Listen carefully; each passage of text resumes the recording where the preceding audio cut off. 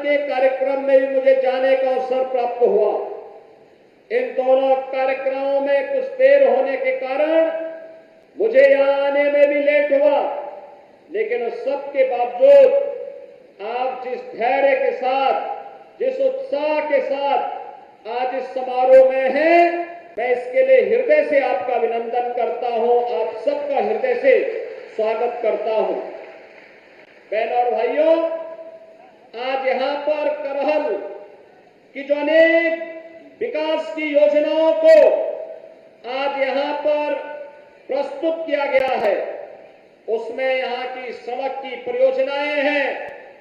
यहां पर करहल में एक हम लोग ग्राम पंचायत एलादपुर में एक मिनी स्टेडियम भी देने जा रहे हैं, ग्रामीण स्टेडियम का निर्माण भी करने जा रहे हैं।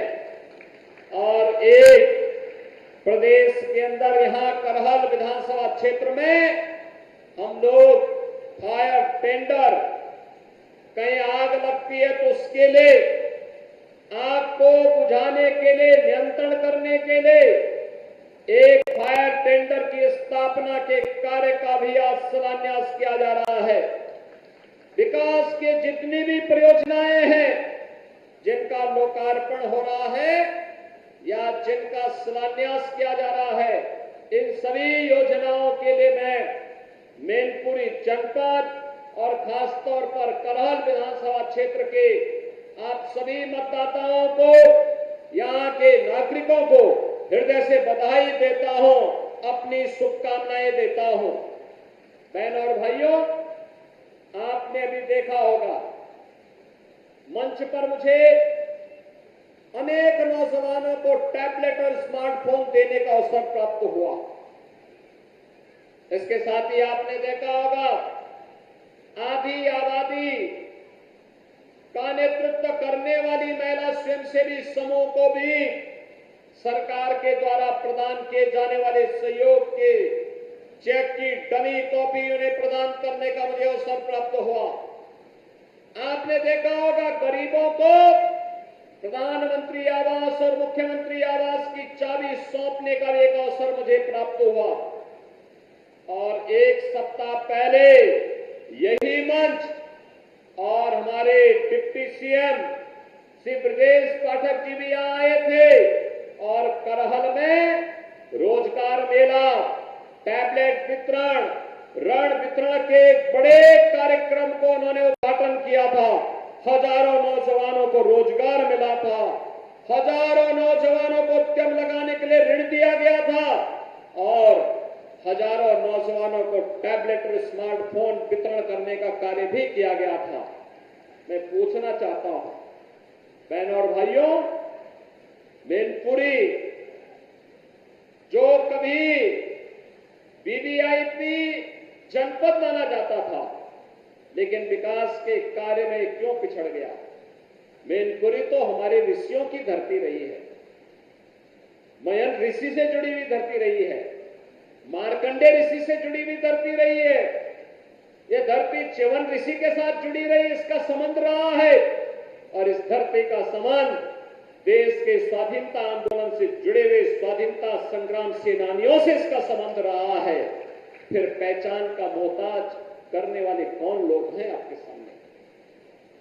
ये वही लोग हैं जिन लोगों ने आपके सामने जो पहचान का संकट खड़ा किया, आपके सामने पहचान का संकट खड़ा किया, प्रदेश के सामने, उनके सामने अपने अस्तित्व का संकट खड़ा किया। इन लोगों ने सामाजिक ताने बाने को छिन्न भिन्न किया, अराजकता और गुंडागिर्दी इनके डीएनए का हिस्सा है और प्रदेश में इनका मॉडल देखना है तो मॉडल इनका विकास का नहीं है। ये लोग विकास का नहीं, विकास के कार्यों में लूट मचाने वाले लोग हैं।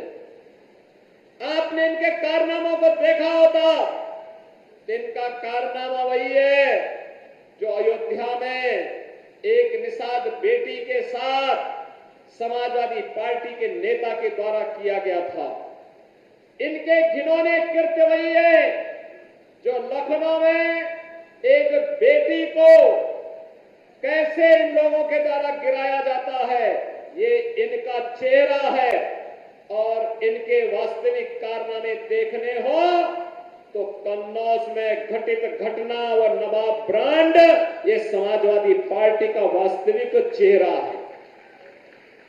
आज मैं आप सबसे यही कहने के लिए आया हूं कि बहनों और भाइयों, पहले सामाजिक ताने बाने को इन्होंने छिन्न भिन्न किया, प्रदेश को दंगों की आग में झोंका, विकास के लिए और गरीब कल्याण के लिए जो धनराशि राज्य की लगनी चाहिए थी उसमें लूट खसोट किया, नौजवानों को मिलने वाली नौकरी में डकैतियां डाली गई। आज आप देख रहे होंगे कि कल हम लोग 1000 नौजवानों को सरकारी नियुक्ति पत्र देने जा रहे हैं। अभी हाल ही में आपने देखा होगा 60,200 से अधिक नौजवानों को उत्तर प्रदेश पुलिस बल में नियुक्ति के लिए हम लोगों ने परीक्षा सफलतापूर्वक संपन्न की। मैं कहता हूं ये देश ही नहीं, दुनिया की किसी भी सिविल पुलिस की सबसे बड़ी भर्ती थी, सबसे बड़ी भर्ती। और कहीं कोई शिकायत नहीं, कोई भेदभाव नहीं, कोई भ्रष्टाचार नहीं। क्या यही काम 2017 के पहले भी होता था क्या? 2017 के पहले हर नौकरी बिकती थी, उसकी नीलामी होती थी, वसूली में चाचा और भतीजा समान के भागीदार होते थे, और बाद में जब ज्यादा वसूली होती थी तो चाचा को धकेल दिया जाता था, भतीजा अकेले ही बैग लेके भाग जाता था। यही दृश्य पूरे प्रदेश का हुआ करता था। विकास के नाम पर भी यही लूट खसोट मची हुई थी, यही लूट पूरे प्रदेश में बची हुई थी। बहनों और भाइयों, इनको मैनपुरी की चिंता नहीं थी, इनको इटावा की चिंता नहीं थी, इनको स्वयं की चिंता थी, इनको प्रदेश की चिंता नहीं थी, क्योंकि इनको स्वयं की चिंता थी। और इसीलिए जब उनको लगा कि अब उत्तर प्रदेश सुरक्षित नहीं रहा, तो इन लोगों ने तो अपने लिए दुनिया के अलग अलग देशों में द्वीप खरीद लिए होंगे। लेकिन बहनों और भाइयों, हमें और आपको तो इसी प्रदेश में रहना है, हमें और आपको इसी प्रदेश में रहना है। चाचा की तो नियति ही है हमेशा धक्का खा करके वहीं पड़े रहना। लेकिन बहनों और भाइयों, उत्तर प्रदेश वासियों को धक्का खाने की आदत से अपने आप को उभारना पड़ेगा। सम्मान के साथ राष्ट्रवादी मिशन का सिपाही बनकर के आगे बढ़ने की हमें आदत डालनी पड़ेगी। और इसी के लिए ये 450 करोड़ रुपए की विकास की परियोजनाओं की सौगात लेकर के आज मैं आपके पास इस मंच के साथ आया हूं। मैं आप सबका आह्वान करूंगा, आज तो प्रदेश में दंगा नहीं होता, आज तो प्रदेश में गुंडागर्दी नहीं होती, आज तो प्रदेश में किसी बेटी का अपहरण नहीं होता, आज तो प्रदेश में किसी किसान की जमीन पर कोई कब्जा नहीं करता है, आज तो किसी व्यापारी का अपहरण नहीं होता है, आज तो बेटी की इज्जत के साथ कोई खिलवाड़ करने का जो साहस करेगा तो उसे मालूम है कि उसके इस दुस्साहस की क्या कीमत उसे चुकानी है। और साथ साथ चुकानी ही नहीं है, आने वाली 7 पीढ़ियां फिर कभी भी कोई ऐसी हरकत करने की जरूरत नहीं करेगा। इस प्रकार की एक सबक भरी कार्रवाई सरकार के स्तर पर होती है। बेटी की सुरक्षा हो या व्यापारी का सम्मान, अन्नदाता किसान को शासन की योजना के साथ जोड़ने का कार्य हो या नौजवान के हाथ को रोजगार के साथ जोड़ने का कार्य, ये सभी आज मजबूती के साथ चल रहा है। और इसीलिए तो जब 25 करोड़ उत्तर प्रदेश वासी बोलता है तो 25 करोड़ की आवाज एक साथ जब आगे बढ़ती है तो बहनों और भाइयों, ये 25 करोड़ की आवाज उत्तर प्रदेश को अब बीमारू राज्य नहीं बल्कि देश का एक विकसित राज्य के रूप में स्थापित करता है, अनलिमिटेड पोटेंशियल के राज्य के रूप में स्थापित करता है। आज उत्तर प्रदेश विकास के नित नए मॉडल प्रस्तुत कर रहा है, सुरक्षा का मॉडल प्रस्तुत कर रहा है, नौजवानों के लिए स्टार्टअप का मॉडल प्रस्तुत कर रहा है। याद करिए 2017 के पहले कोई उत्तर प्रदेश में नहीं आता था। हमने इन 7.5 वर्षों में आपके आशीर्वाद से और प्रधानमंत्री मोदी जी के मार्गदर्शन में 6.5 लाख नौजवानों को सरकारी नौकरी दी, 2 करोड़ से अधिक नौजवानों को निजी क्षेत्र में निवेश के माध्यम से सरकारी निजी क्षेत्र में उन्हें नौकरियां उपलब्ध करवाई और 60 लाख से अधिक व्यापारियों को और युवाओं को अपना स्टार्टअप और उद्यम स्थापित करने के लिए स्वतः रोजगार के साथ जोड़ने का काम हुआ। बहनों और भाइयों, इससे पहले उत्तर प्रदेश में निवेश के अनुकूल माहौल नहीं था। जब व्यक्ति ही सुरक्षित नहीं तो पूंजी कहां से सुरक्षित होती। लेकिन आज व्यक्ति भी सुरक्षित है, पूंजी भी सुरक्षित है। आज बेटी भी सुरक्षित है, व्यापारी भी सुरक्षित है। आज अन्नदाता किसान का भी सम्मान है, नारी सशक्तिकरण के लिए भी कार्य है और युवाओं को भी सम्मान प्राप्त हो रहा है।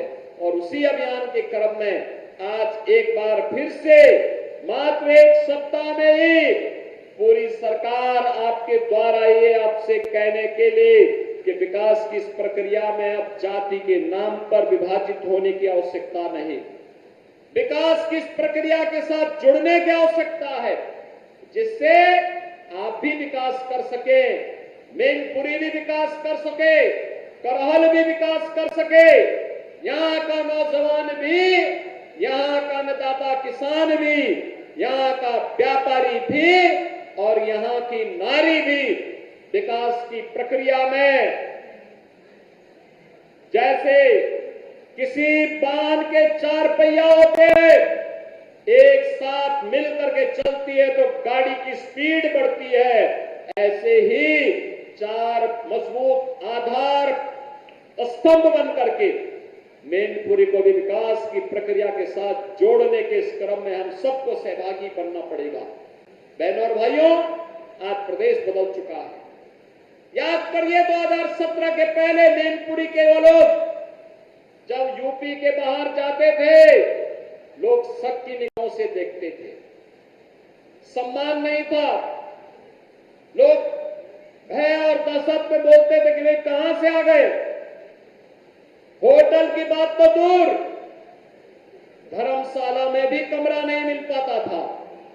बहनों और भाइयों, आज आपके सामने पहचान का संकट नहीं है। भारतीय जनता पार्टी की डबल इंजन सरकार ने जो कहा सो करके दिखाया। हमने कहा था अपराध और अपराधियों के प्रति जीरो टॉलरेंस की नीति के साथ कार्य करेंगे, आज आपको ये दिखाई दे रहा होगा। हमने कहा था कि प्रदेश को निवेश का ड्रीम डेस्टिनेशन बनाएंगे, आज 40 लाख करोड़ रुपए का निवेश इसका उदाहरण है। हमने कहा था कि हम लोग उत्तर प्रदेश को इंफ्रास्ट्रक्चर का मॉडल खड़ा करेंगे, आज एक्सप्रेसवे, हाईवे और inter state connectivity, air connectivity इसका उदाहरण है। हमने कहा था उत्तर प्रदेश में देश का सबसे अच्छा निवेश करवाएंगे, 40 लाख करोड़ रुपए के निवेश आज उत्तर प्रदेश के अंदर होने जा रहे हैं। बहनों और भाइयों, हम लोगों ने कहा था कि उत्तर प्रदेश को देश की अग्रणी अर्थव्यवस्था बनाएंगे। 17 में हम लोग आए थे, 7वीं बड़ी अर्थव्यवस्था थी, आज उत्तर प्रदेश देश की नंबर 2 की अर्थव्यवस्था है और अगले 3 से 4 वर्ष में इसे देश की नंबर 1 की अर्थव्यवस्था बनाना है, जिससे हर चेहरे पर खुशहाली लाई जा सके, हर नौजवान के हाथ को काम दिया जा सके। हमने कहा था कि हिंदुओं की आस्था का सम्मान करेंगे। आज आप देख रहे होंगे काशी में काशी विश्वनाथ धाम है, आज आप देख रहे होंगे अयोध्या में रामलला का भव्य मंदिर का भी निर्माण हो गया है। अब इसमें कोई संदेह है क्या? कोई संदेह है क्या अयोध्या के मामले में? काशी के मामले में कोई संदेह है क्या? और मथुरा वृंदावन में भी कार्य युद्ध स्तर पर आगे बढ़ रहा है, विकास के कार्य नए सिरे से आगे बढ़ रहे हैं।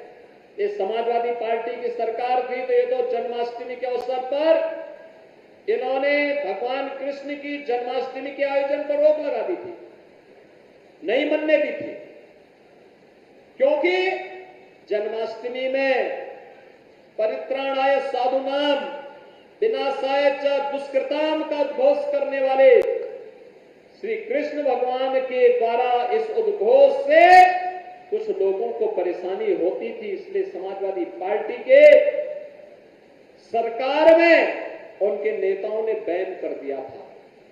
जब मैं आया था 2017 में सरकार में आया तो बहनों और भाइयों मैंने कहा भी जन्माष्टमी में क्या आयोजन होता है? लोगों ने कहा कोई आयोजन नहीं होता है। अरे हमने कहा एक ही तो आयोजन है जो जेल में, थानों में और पुलिस लाइन में होता है। इसको धूम धड़ाके के साथ इस आयोजन को आयोजित करो, जिससे भगवान कृष्ण के बताए मार्ग पर चल करके समाज सज्जनों की रक्षा कर सकेगा और दुर्जनों से कायदे से निपटने का काम भी कर सकेगा। और बहनों और भाइयों, आज मुझे बताते हुए प्रसन्नता है, जन्माष्टमी का आयोजन पूरी भव्यता के साथ सभी 1585 थानों में, 75 जनपदों में, सभी जेलों में और निजी आयोजन के अवसर पर भी हर गांव, हर शहर में कहीं झांकी निकल रही है, कहीं शोभा यात्रा निकल रही है, कहीं डोल यात्रा निकल रही है, पूरी भव्यता के साथ आयोजित हुआ। पर्व और त्योहार का क्या महत्व होता है, यह भारत के अंदर आकर के लोग देखें। भारत की विविधता, भारत के अंदर पर्व और त्योहारों की परंपरा इसका उदाहरण है और यह भारत की पहचान भी है। उस पहचान को बनाए रखने के लिए सरकार के स्तर पर प्रयास हो रहे हैं, नए नए अभियान चल रहे हैं। और आज मैं आपको यही आश्वस्त करने के लिए आया हूं कि बहनों और भाइयों, सरकार विकास के साथ भी आपको जोड़ना चाहती है, सरकार नौकरी और रोजगार के साथ भी जोड़ना चाहती है, सरकार हर तबके के उत्थान के लिए कार्य करने के लिए पूरी तत्परता के साथ कार्य कर रही है। आप भी भारतीय जनता पार्टी की डबल इंजन सरकार के इस अभियान का हिस्सा बने, इसके लिए आज मैं आपके पास आया हूं। आज के इस अवसर पर आपको मैं एक बार फिर से जो 450 करोड़ रुपए की परियोजनाओं की सौगात आज मैनपुरी वासियों को, खासतौर पर कराल विधानसभा क्षेत्र वासियों को प्राप्त हो रही है, जिसमें सड़क का भी है, पेयजल का भी है, स्कूल का भी है, स्वास्थ्य सेवाओं का भी है, स्टेडियम का भी है और अन्य अग्निशमन केंद्र का भी है। इन सब की एक बार फिर से हृदय से बधाई देते हुए आप सबके प्रति मैं अपनी शुभकामनाएं देता हूं और विश्वास व्यक्त करता हूं कि आप सबका आशीर्वाद भारतीय जनता पार्टी को अनवरत प्राप्त होता रहेगा। इस विश्वास के साथ आप सबके प्रति मेरी मंगलमय शुभकामनाएं हैं। धन्यवाद। जय हिंद।